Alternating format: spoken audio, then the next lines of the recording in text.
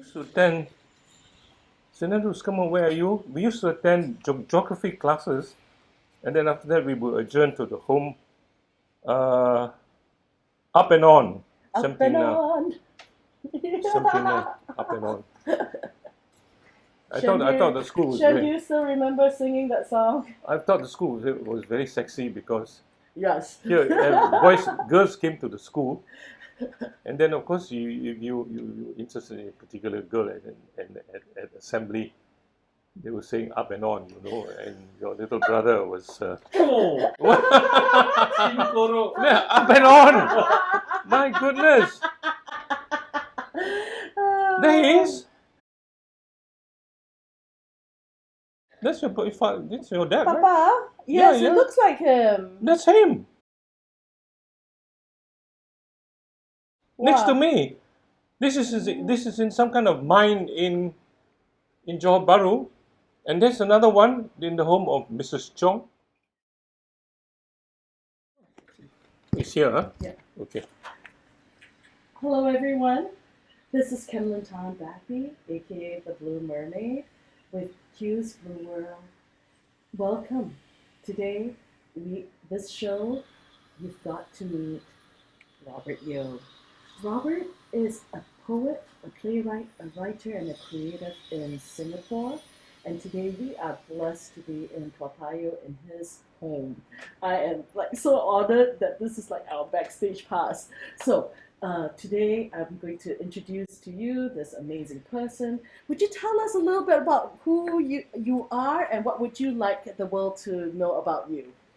Well, okay. I think the couple of important things about me.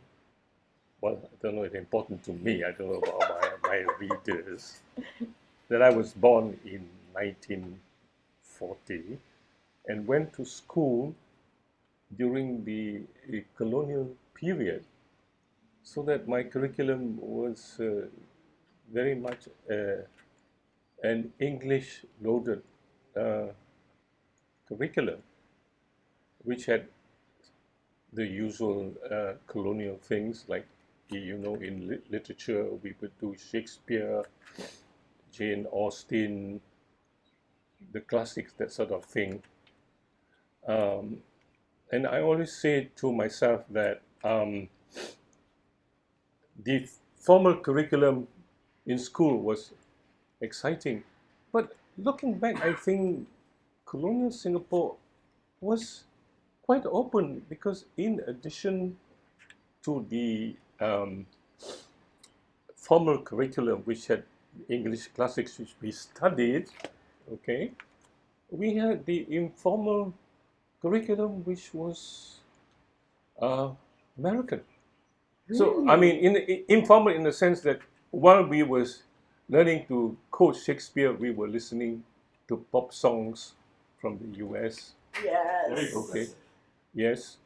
We were watching American movies. And some of my classmates used to smuggle Playboy into school. For the articles. Just for the articles. What articles? Center spread, lah.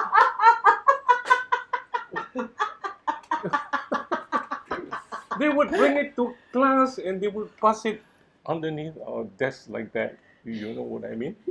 And incredibly, those Playboy magazines were obtainable from, guess where? Johor Bahru. Johor Bahru Ironic. in the 50s, 60s was a naughty place. You could go there to Johor Bahru to watch half-naked shows, which you probably could watch in Singapore, but you wouldn't dare go there because you'd be seen. But in Johor Bahru, you were safe. So that is part of the milieu in which I grew up, with a strictly formal English curriculum in school, and an informal, probably more interesting one, Yes. which was largely American. Yeah. By the way, if you don't know, this interview is not. If you were expecting a very formal, academic rendering of a poet's interview, that's not happening here. So keep. Change the channel. Yeah, change the channel. Yes, and by the way, if you want to read and listen to poetry, and you need content warnings, it's probably not for you. Change the channel. Okay. If you want the safe poems, go to Walmart in the Hallmark section, and Popular. a popular bookstore. Then you probably don't need content warning. Okay. Please. All right. The next interesting thing for me was that on both sides of my family, we have what is known as Peranakan roots, Baba Nyonya heritage. That is to say, on my mother's side, we come from probably somebody who was regarded as the first family in Malacca, Tan Cheng Lock. My maternal grandmother, my mother's mother, was the second sister of Tan Cheng Lock. And on my father's side, Babas who came from Sarawak. Okay. Now I always like to tell this story of how my maternal grand aunt said about 4 Yeo brothers, of whom the eldest was my paternal grandfather, Yeo Teck Hong. If you want to see a picture of him, I have it and I can show it to you maybe later. But she said that one day she said, one of the 4 Yeo brothers agreed to marry a local woman in Sarawak. I didn't figure which part of Sarawak. I thought it might be Kuching, but I was wrong. On the day of his proposed marriage, he failed to show up. This Yeo brother failed to show up. And so the woman's family was so enraged, they put a bomo on to the Yeo brothers, forcing them to flee upon danger to their lives to Singapore. And that's how I was born. Check that out for an immigrant story. Singapore. I tell it in Roots, my memoir published in 2011. Roots, a Singaporean memoir, Roots 1940 to 1975, a Singaporean memoir. And Robert has been raising hell ever since. Well, I don't know about raising hell there. Raising hell probably a little bit later. A little bit later. And yes. Once again, if you wanted a nice masterpiece theater kind of experience, change the channel. All right. So, Robert, tell me, how did you start toying with the writing thing? Oh, I think I started to scribble in school, and the scribbling was, of course, inspired by the fact that I was taught literature, classical English literature, but in addition to the usual literature subject in secondary 4, 1956, when I took my O level, there was incredibly, a subject that was added to the curriculum called additional literature. And because I was keen on literature, I took the subject. And this particular subject, additional literature, introduced me to the Romantic poets, Wordsworth, Coleridge, Keats, and so on. And that widened my appreciation of poetry, and I began to scribble. And my first scribble were I think, pale Wordsworthian imitations. Okay, but of course I remember Wordsworth Wordsworth's beautiful lines, things like, to her fair works did nature lend the human soul that Shall I through me come- ran. And much I hate, I cannot remember the rest, to think what man has made of man. I cannot remember the entire quotation, but Wordsworth, looking back, was an early poet of the environment, wasn't he? Yes, yes. Looking back, You know, he- shall he- I compare thee to a summer's day? Yes, You know, and the fields of yellow and Yes. gold. I mean, just conjuring images of Mother Earth worth preserving. that's right. And the beauty of nature and the spirituality of nature. If we had listened to him, we wouldn't degrade our planet the way we are doing it. So I think I was very privileged to have to do that subject. And I suppose I was at the age, I was, what, 56, I was 16. I guess I was at the age where I was able to appreciate this. Maybe I was lucky. Okay, so it expanded my notion of, expanded my wish to be able to write like that, to become a poet, just to write. The idea of becoming a professional writer never occurred to me. It was too young, it was too early. Okay, there was another inspiration, and this is from a very unlikely source. I think when I was about 14, I picked up from a house that was selling books, which was behind my school, and this is in Florence Road in Hougang, a pocket edition of the Rubaiyat of Omar Khayyam by Edward Fitzgerald. When I say pocket, I mean literally it was so small you could put it into your shirt pocket. I don't know where I put it. I read the Rubaiyat of Omar Khayyam and I fell in love with it, absolutely. It sort of preaches a kind of philosophy in the most melodious of verse about making the most of what you have, living the moment, carpe diem. And I can still remember snatches of that particular poem, beginning with awake, for morning in the bowl of night has flung the stones that puts the stars to flight. And lo, the hunter of the east has caught the sultan's turret in a noose of light, and so on. And that really made me think, yes, in addition to Wordsworth, I would like to be able to write like Edward Fitzgerald.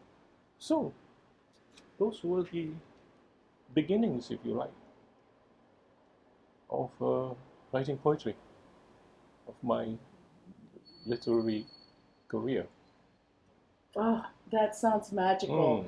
And you just read and delivered these lines with such flair and theatrics.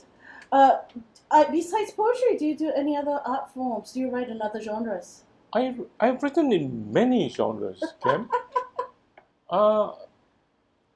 After writing poetry, after publishing my second book of poems in 1976. Oh no, this was before.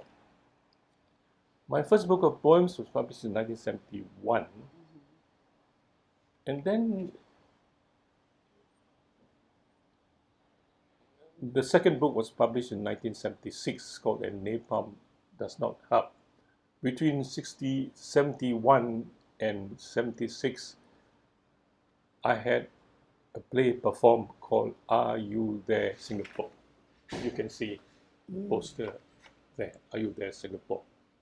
And it became a hit in the sense that people flocked to the theatre, the old cultural centre in Canning Rise. It sold out, and it was a sensation, and now has been acclaimed as a classic. So, if you like my playwriting career, sort of was sandwiched between the first two books of poetry. And then after that, I began to practice writing plays. And later on, I went on to write other things, but maybe we can talk about that later. But yeah. Uh, in 1980, I did my second play, or rather, my second play was produced, it's called 1 Year Back Home. And it became not explicable even to myself, a very political play in which I created a character. The character had already been invented in Are You There Singapore 1974. I couldn't say I created, I continued this character and I called him Reginald Fernandez, and I made him a political dissident, a member of the Workers' Party, and he stands up in the rehearsal of an election speech and criticizes the government. If you like, I could read you an excerpt from it. Yes. We will pause for a little while. Okay? All right.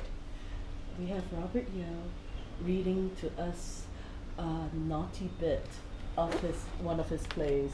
So here we go. Introduce your play first. This play was staged in 1980. 1980 Singapore is a play called 1 Year Back Home. And I had this character, Reginald Fernandez of the Workers' Party, rehearsing a speech he was going to make as part of his political campaign in a by-election. And this is what he says. The people of Singapore, I'm standing for election because I believe that someone has to speak up for some sections of our population. No one is doing that today because there is not a single MP in the opposition. Now, you may say that the present MPs are speaking out for the people, but I can tell you they are not. They are speaking up for the PAP, for the continuation of the PAP's rule. The continuation of PAP rule is what I call Papism. Papism. Now, what has Papism done for you? I admit that Papism has done a lot of good. It has given us a standard of living second only to the Japanese in Asia. It has given us the world's fourth largest sport. It has given us SIA. It has given us HDB. But it has also given us this chit fund mess. It has given us people who put all their savings to buy houses they cannot afford from people who want to make as much money buying and selling houses and apartments. Who is taking care of the interests of the people? Not the PAP. Papism has been good until now. Now, after 12 years in power, the PAP has become insensitive to the needs of a section of the population. Can you imagine this on stage in 1980? It took me, I think, 1.5 years to get a permit to do this particular play. And it was finally approved by the then acting Minister for Culture. Because when I submitted it in 1979, of course it was turned down for obvious reasons.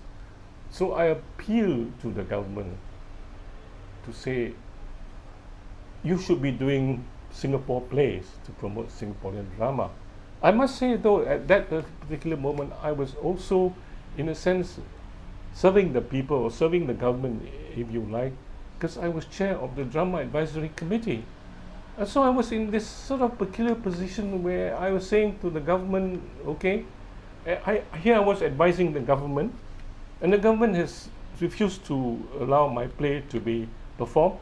And here I was telling them, good, you must do Robert Yeo's play because it's a Singaporean play, and Singaporean plays are good for the promotion of drama. You see, it's that kind of situation that I found myself in, and eventually the then acting Minister for Culture, who became President of Singapore, Mr. Ong Teng Cheong, approved it after 1.5 years of negotiation. But Wow. that's the history of 1 year back home. Yes. 1 year back home, made it on stage. Right. Which stage did it get on? It was in an obscure stage called the DBS Auditorium in Shenton Way. I don't think you. I do remember DBS You- Auditorium in Shenton Way. My dad worked it for IBM, and so Oh. DBS was almost like next door. Yes. And I've been to concerts at DBS Yes. Auditorium. Yes, It's an intimate Yes. hall. yes, yes. It was not really suitable for stage production, but it was. They brought the jazz Oh. quartets. Yeah. And because it's a smaller stage. It costs Smaller less. stage, yes, Right, yeah. yes. By the way, if you hear this voice off camera, that's Lu Shen-tan, my brother, and my co-collaborator, who is in charge of videography and editing. So a shout out to Lu Shen-tan. And I just didn't want you to know, like, no, it's not the voice of God. It's It's sad to say. But yeah. It's a pity it's not in use anymore. I think it's quite centrally located and easy parking. The conference hall is just opposite, Right. you know. Right. You know what I mean. So yeah, that was that. Oh, I must say something else, Cam, yes. about the third important thing to me was, I think, Singapore's expulsion from Malaysia, because that made me become aware of how important it is to create a new nation out of the chaos of politics. I think it is a great privilege for a creative person to be able to see a new nation being created before his eyes, and by someone like Lee Kuan Yew, who used to say before, he used to say when he wanted to be part of Malaysia, Lee Kuan Yew was quoted to have said, "Island nations are political jokes." He actually said that, I think, in a book written about Singapore by Chan Hing Chi. And then he found himself in August having to create An island another nation. nation, and it was no joke. I quoted that as an epigraph in one of my chapters on Roots. I think the chapter is called "Who Cried on TV?" But you know who cried on TV. And Who Cried on TV has a story behind it. Did you know the story? No, what's the Do you know story behind that? Lucian? Well,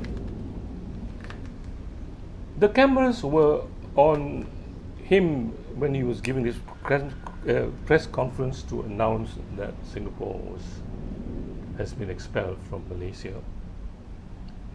And the cameraman, when Lee Kuan Yew said, "Excuse me," he asked for a moment of pause and he wiped his eyes.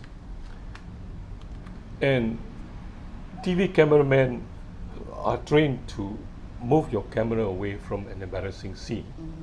But my friend, he was not behind the camera, but he was in charge of that entire press conference, told the cameraman, keep the camera going on the weeping Lee Kuan Yew.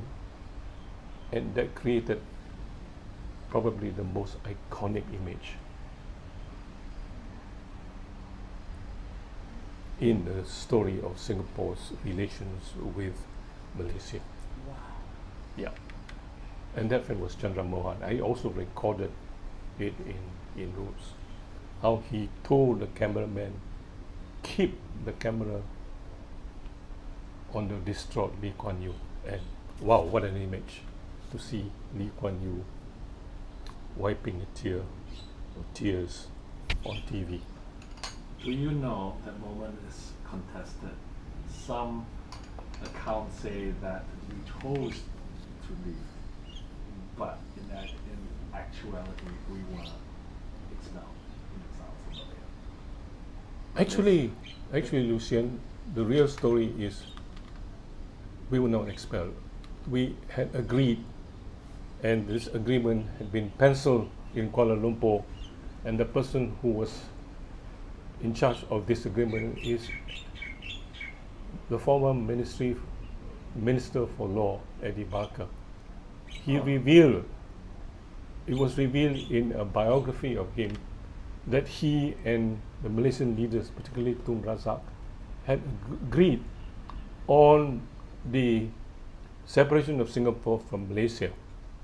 Okay, it's already been agreed for.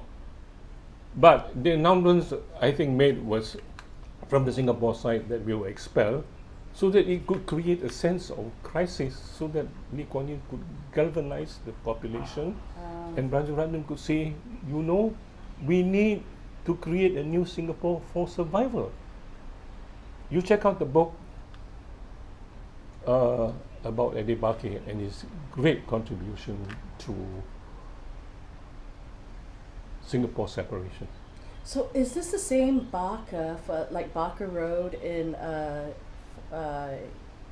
Probably not. Barker Road probably, was to much the best earlier. of my much earlier, not named after Edmund Barker, but that's the story. Because I think I think history is full of things that countries do that are convenient and politically expedient. We applied drama for leverage. Well, yes. You look at this story of how we honor Raffles, right? But some people will say he did very little, and that the real maker of Singapore is William Farquhar. All right? I'm thinking about writing a play about this. But it is convenient for us to have as the political father of modern Singapore, Stamford Raffles. But that's another story. Yes, and oftentimes they're not too bad on the eyes, and yeah, exactly. It's called window dressing, people. Window dressing. Yes, marketing. Now, I'm sorry, Reverend. Yes, sorry, not sorry. Okay, tell us more about if you have a large body of work. If someone wanted to start picking up and reading Robert Yeo, what is the first thing they should pick up and read? Oh, tough. Oh, wow. I don't know. I would say, I would say pick up my poems first, because I started with poetry, and poetry has remained a first love. Okay, although I think if you look at the account of Singapore writing in English, I'm probably better known as a playwright than as a poet.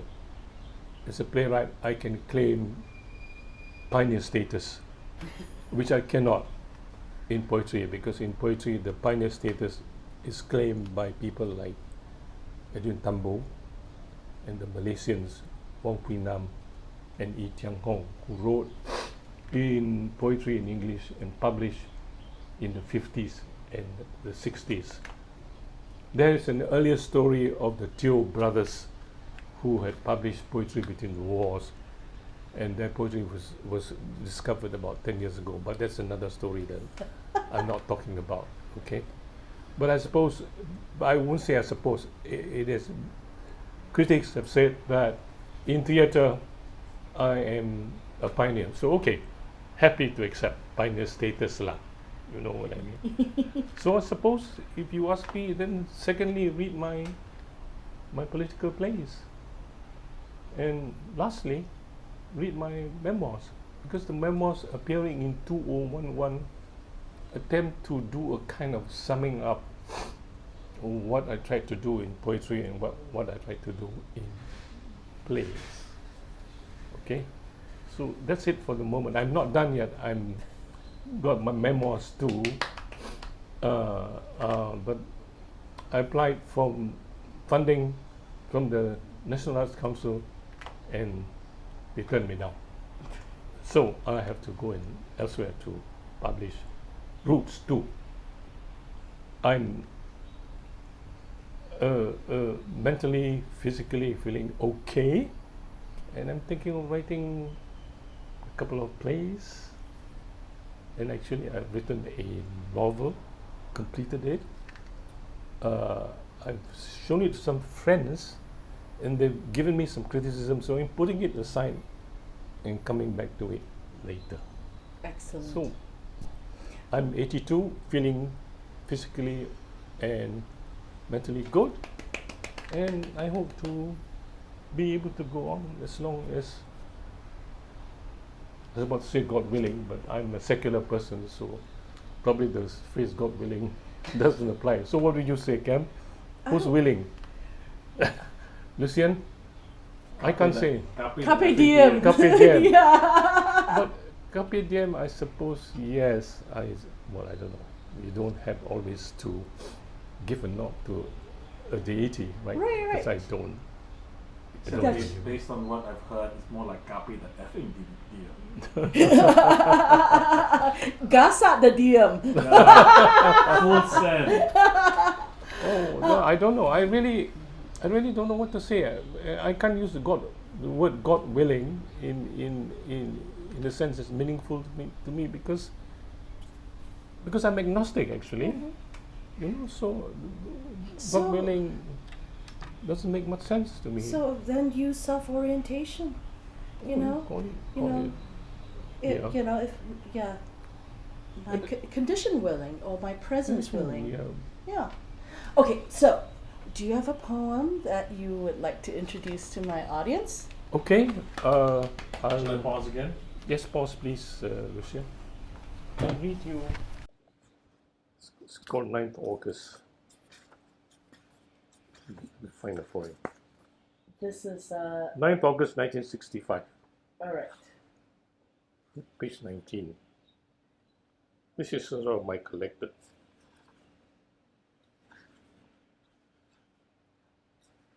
Okay, so read it.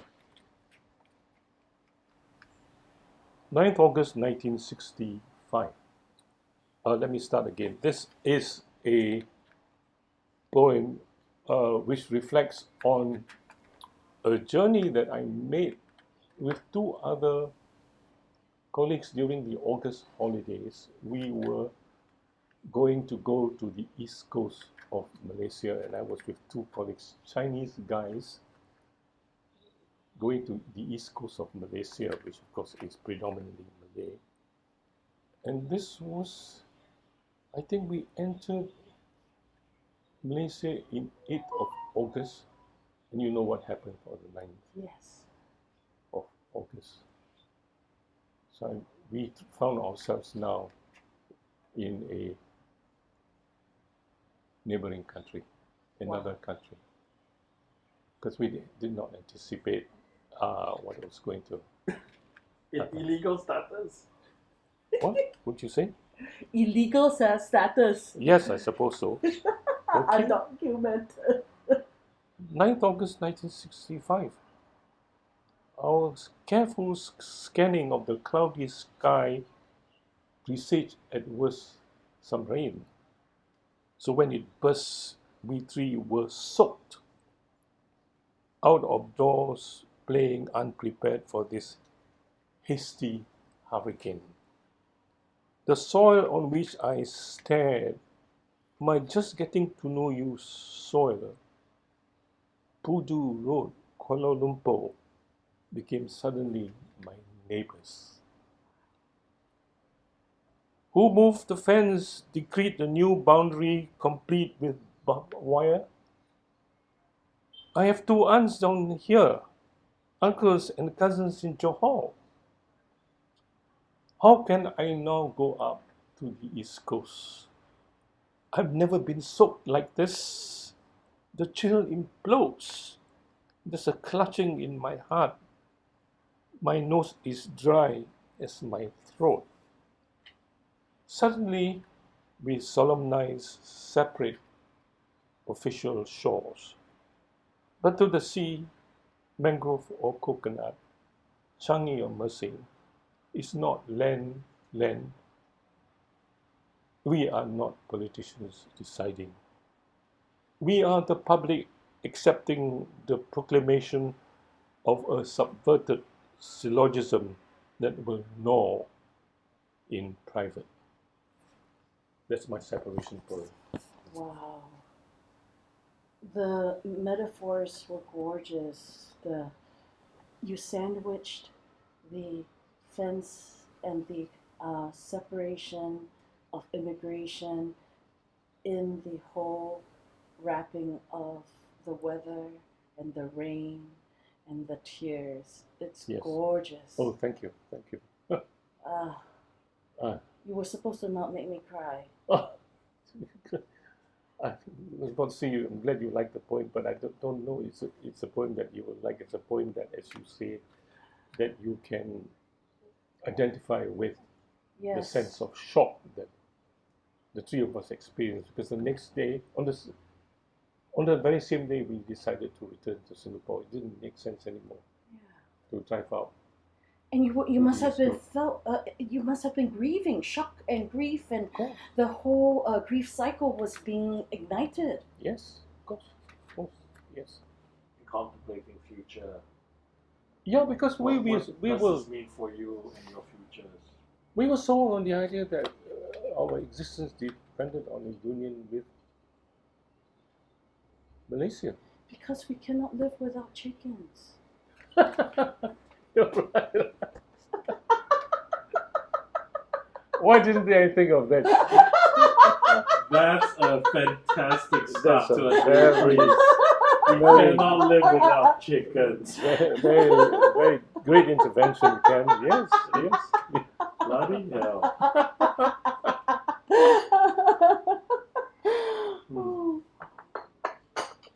Robert, I know that before we started our interview, there were people that you would who are no longer with us, but you would like to remember, and that we, as the world, need to remember their stories.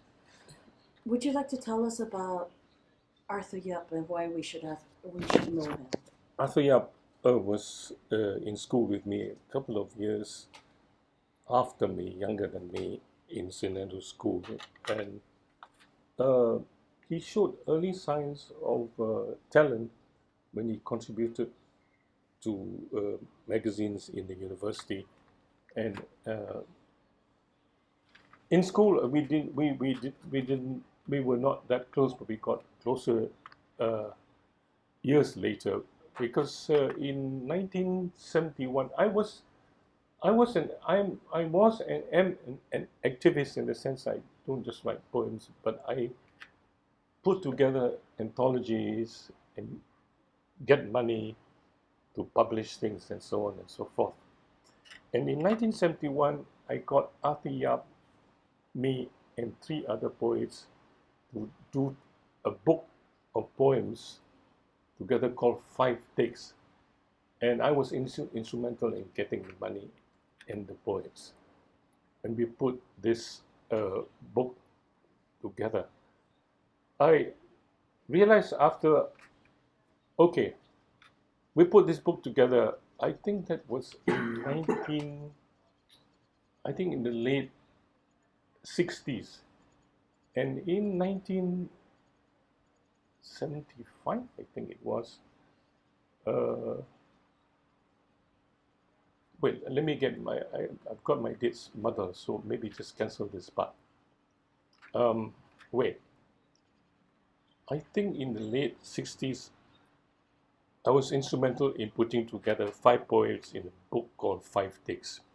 And in 1971, I was friendly with the publisher of Heinemann the English publisher, which had a branch in Singapore, and I persuaded John Watson, who was then the manager, to publish my book of poems called Coming Home Baby and Arthur's book of poems called Only Lines. So I was instrumental in getting his book of poems published together with mine. I think in 1976, I was still an activist, and I managed to get my second book of poems called Nepam Does Not Help, and his second book of poems called Commonplace. And in Commonplace, he showed traces of the originality of his poetry. What has happened between 71 and 76 was that Arthur went to Leeds University and studied linguistics. And he imbibed, or he picked up elements of transformational grammar, and he incorporated it into his poetry and produced a succession of brilliant original poems that were like unlike anything I have ever seen internationally. And he really, in my view, and I've written a critique of Commonplace. And so I remember him for his originality, and if there is time, I could read you one of his poems, where I love covers, and tremendous wordplay on words, in particular on grammar. Ooh. Pause. Okay. This is so amazing. What's the title of the book? What's the title of the poem?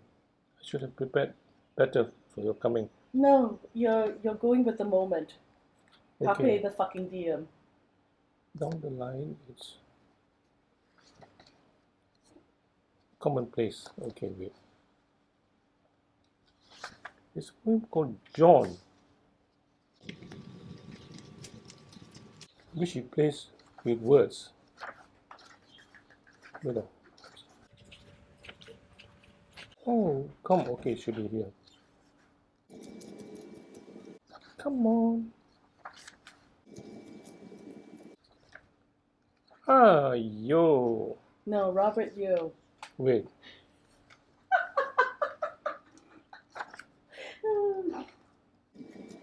It's a poem called John. Why can't I find it? Sorry about this, huh? No. Wait, I'll find it. Man, snake apple. Come on. Wait. See if we can find a poem called John. Yes.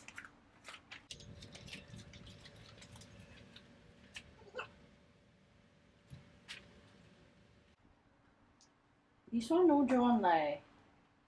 Not lah. Here, in here. Not there. Not here lah. Wait. I'll find it here. It should be here.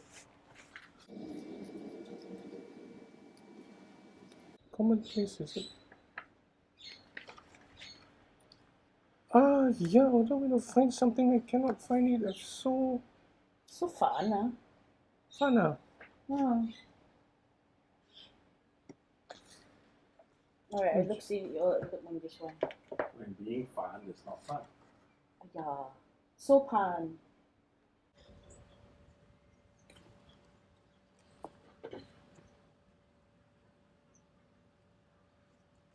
Let's have John for dinner. Let's have John for dinner. John.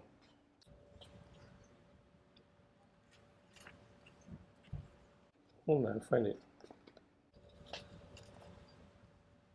In this segment, how many poets does it take to find a poet? At least 3, but we haven't found it yet. So we haven't succeeded yet.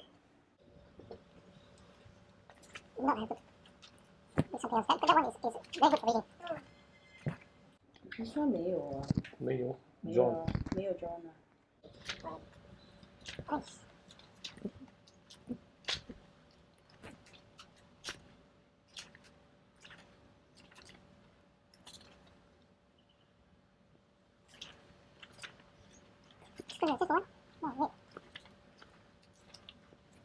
Oh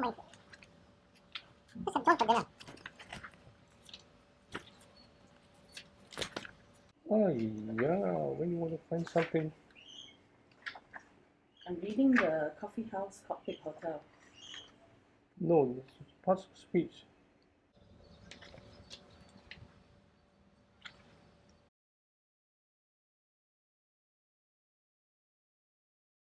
Oh yeah, the grammar of a dinner. The grammar of a dinner. So no John. Yeah, there's John there. John plus animate plus human. It's inside lah, but not Yeah, the title. the Okay, grammar of dinner. Okay, Toy.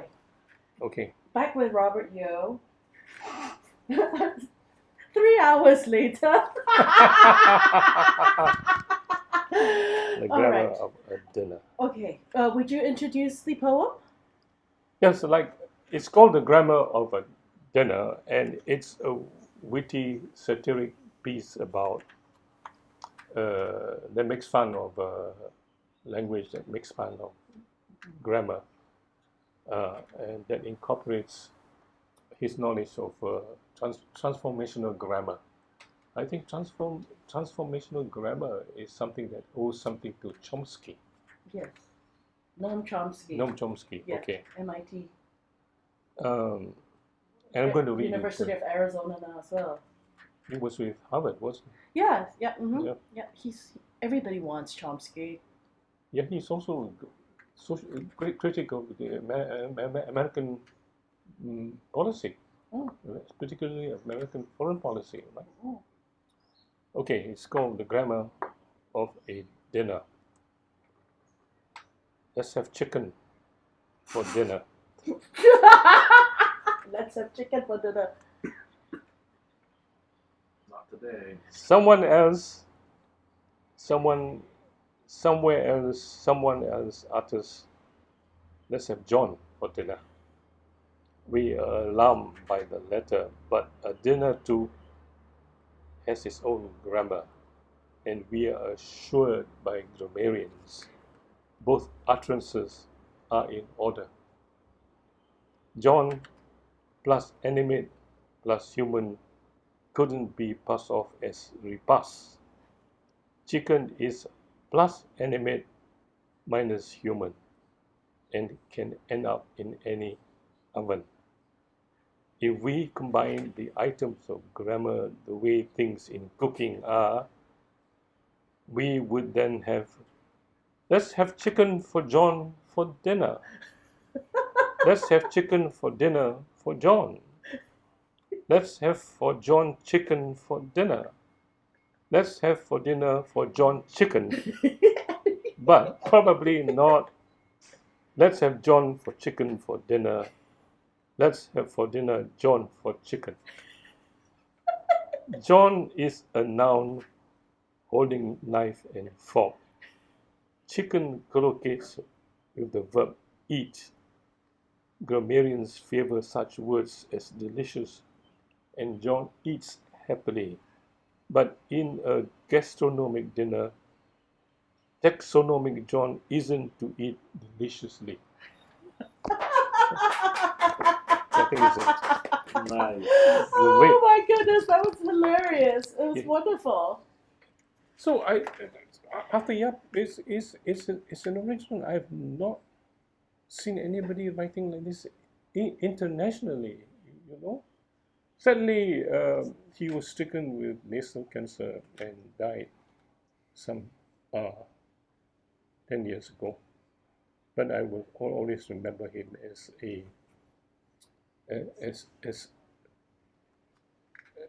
not only as a poet but as a painter, because if you look at Commonplace, there are black and white reproductions of his paintings, and until recently I had one of his paintings on my walls. But I decided that I would, in my old age, not keep too many things, and I decided I would sell it. So sorry, I sold Other Yap's painting. He sold out on you, Arthur. Yes. Okay, that's it about Other Yap. Arthur Yap, thank you. And you know what? Your story now lives on because Robert Yeo has told your story from his perspective and read your Dear John poem. Yes, chicken poem. Yes, yes. Is it chicken poem? Yes, No. the chicken poem. The grammar of a dinner. Yes, the grammar of a dinner. No, if you It's funny, isn't it? the grammar of a dinner. Huh? Yeah. Final answer? Final answer. Yes, the grammar of a dinner. Yes, Din- with a chicken with a John. With the John, yeah. Isn't it funny? I mean, dinner has a grammar. Yes, of course. In transformational grammar, you can do these things. You can construct these sentences, even though they don't make sense. But he was trying to demonstrate the properties of grammar, and he incorporated it into his poems in a way which nobody has done. Did you say he copulated it into his poems? He incorporated it into. Incorporate it. Ah. But it sounds like, well, it could work the other way too. It's more interesting. It's more interesting. With a chicken. But if you really want to do that, you have to go over to the Johor Bahru. There go the chicken shortage we face. Yes, why did the chicken cross the road? To get away from John. In Johor Bahru. He went across the causeway. Oh Yeah. my goodness. All right, Robert, talk to our young writers. What advice would you give them? I would say two things. I would say don't be stuck on the idea that you are only a poet or a playwright or a novelist. I think you should try any genre that interests you, because there's such thing as writing, not writing poems or writing plays or writing short stories or whatever. So I try whatever genre interests me. And secondly, I think longevity. Persist, go on writing. Don't be a one poet, one novel person. Of course, there are great poets and great novelists who live by one book. But I would say persist. Carry on writing and see if you can try and derive enjoyment from it despite setbacks, despite rejection slips and so on and so forth, despite censorship, despite not getting funding, keep on going. If you cannot get funding from one source, you go to another. If you encounter writer's block in writing a novel, go on to poetry, go on to plays and so on. Okay? I mean, I am speaking that way about genres because I suppose I'm fortunate in being able to try a variety of genres, but I know some people who see themselves as primarily poets or writers of fiction or playwrights. But I'm speaking, I suppose, personally from my own experience. Now, one final thought. What is the one message in one capsule that you would like to give the world? Oh, I'd say don't just think of yourself as a writer, but think yourself as a writer in a context. The context is Singapore writing. And I've always felt that I not only have to write to help further Singapore literature, but if I am in a position where I can help others, I will do so. We rise all together. Everyone, this is Robert Yeo, writer, poet, playwright, explorer of words, Singapore. Thank you so much for this interview and your story. It has truly been an honor to be in your presence. Thank you. Kem, for this wonderful interview. It's unlike the more informal interviews that I do. There's a lot of laughter, appreciation. What else? I'm at a loss for words. It's truly been a joy. It's magical when you can listen to and see another artist's heart. And ladies and gentlemen, you have to just experience holy ground. So, signing out from Singapore, this is Kemlyn Tan Bappy, Q's Blue World. Everyone take care of yourselves. Thank you. Great. Oh, Robert, you're wonderful.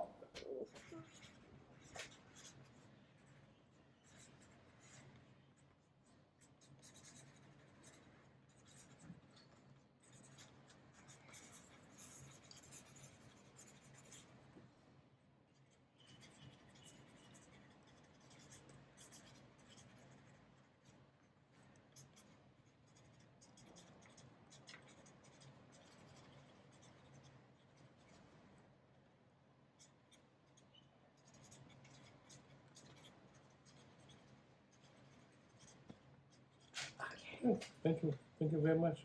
Kem? And it's the technique is paper batik. So I do batik on paper on rice paper. Oh, I see. Yeah. I see. And so my work so I love how you talked about different genres because when I don't feel like writing, I paint. Oh, okay.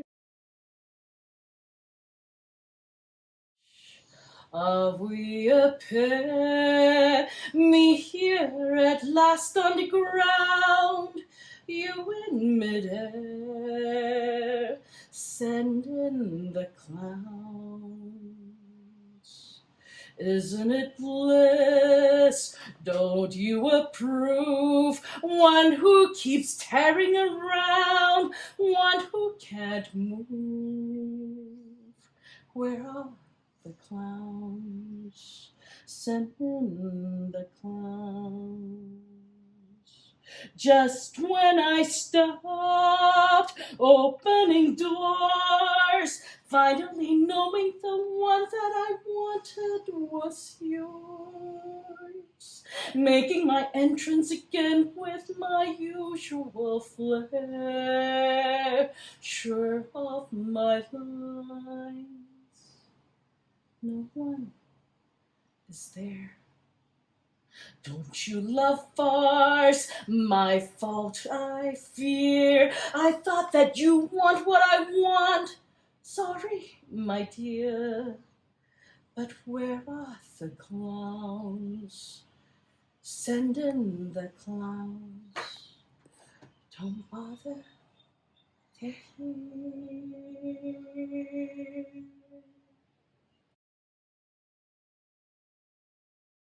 Let go to low and clear. Yeah, we don't want a shitty conversation, Robert. Yeah.